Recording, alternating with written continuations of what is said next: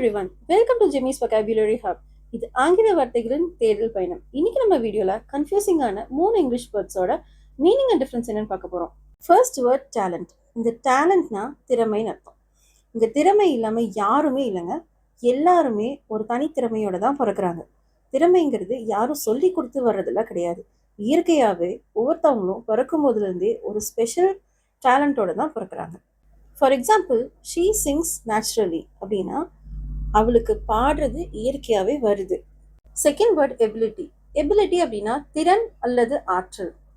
For example, the bird has an ability to fly long distance அப்படின்னா தமிழில் பறவைக்கு நீண்ட தூரம் பறக்கும் ஆற்றல் உள்ளது. She has an ability to speak 3 languages fluently. அவளுக்கு 3 மொழிகளை சரளமாக பேசக்கூடிய திறன் உள்ளது. தேர்ட் வேர்ட் பார்த்தீங்கன்னா ஸ்கில். ஸ்கில் அப்படிங்கிறதும் ஒரு வகையான திறன் தான். ஆனால் இந்த திறன் நம்ம பயிற்சி பெறுவதன் மூலமாக மட்டுமே வளர்க்கக்கூடிய திறன். He developed his cooking skill by practicing every day.